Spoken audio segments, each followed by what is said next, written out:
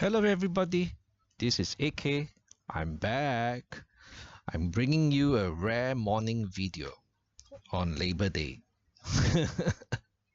Okay, this is a bonus video. I made a longer video that will be going live this evening at 7 p.m. Right, so two videos today. I might not have any new videos in the next few days, so this is a bit of a compensation. So this is going to be a short video. On screen you see a screen capture of my CPF statement, which I just went online to check.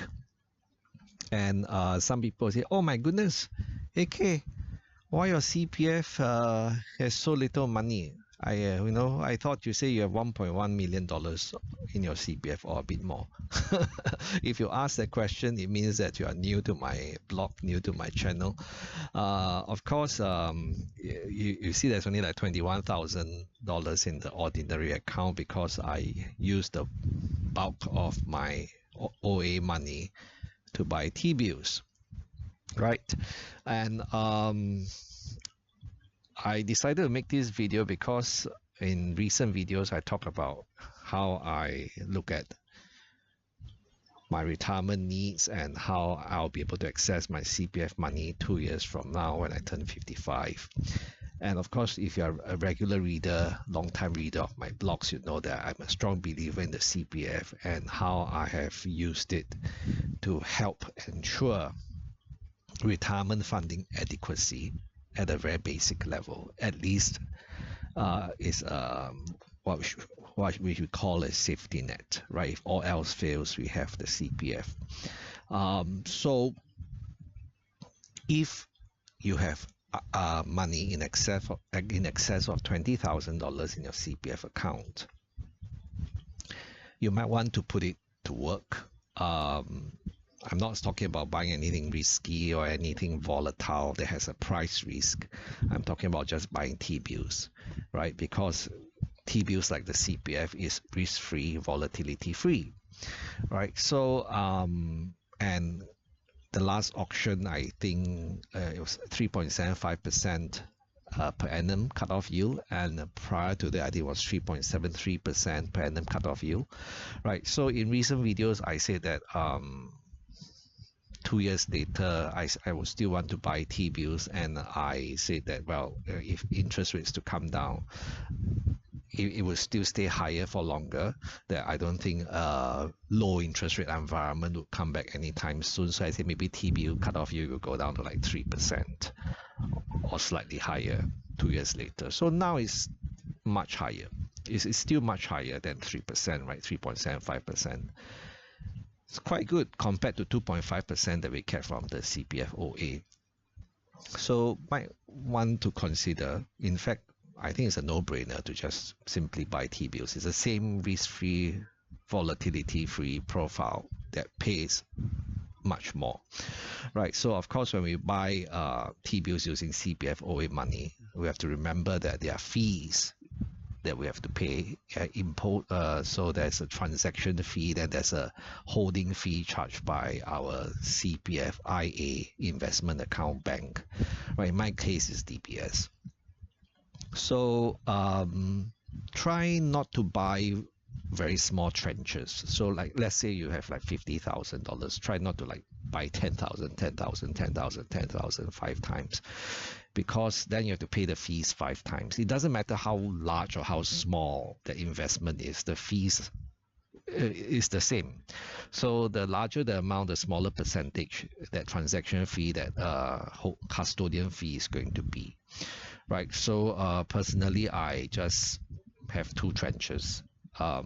One very large one that's I think $675,000 or something. Another one that's smaller, $60,000. Right? Don't ask me why.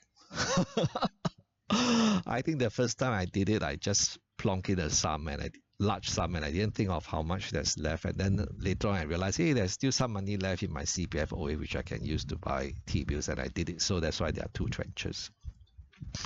Right. So the next time we can buy T-bills will be on the 9th of May. That's the next auction. And that's perfect for using CPF OA money because it's happening in the first half of the month, right? Which means that when the money comes back, right, we have ample time to transfer the money from the CPF investment account back into our CPF ordinary account, which means we do not lose another month of CPF OA interest. We only lose 1 month additional months instead of 2 additional months, right? So the break even will be lower. So I always say if you're using CPF OA money to buy T-bills, try to buy those T-bills which have their auction in the first half of the month. Talking about this, how are we going to do this? Well, like I've said in past videos and past blogs before that if you're using CPF OA money to buy T-bills, you want to do a competitive bid. Competitive bid because we don't want to go for a non-competitive bid, and then what happens is that we might get a very low cutoff yield and lower than what CPF OA is paying or lower than the break-even interest rate, and we get it. That would be a disaster, right? Tragic almost.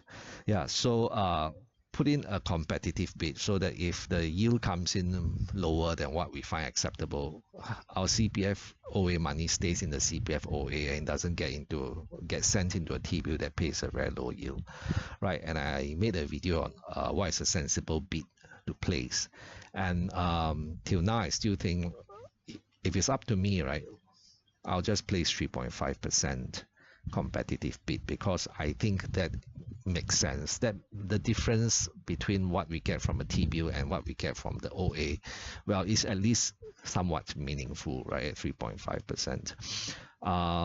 At 3%,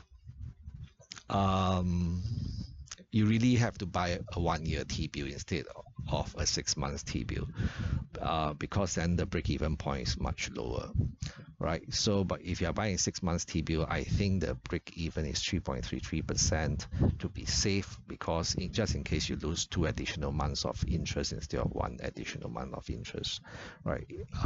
So I say this is going to be a short video, but it turns out to be a regular length video that's about 8 minutes long.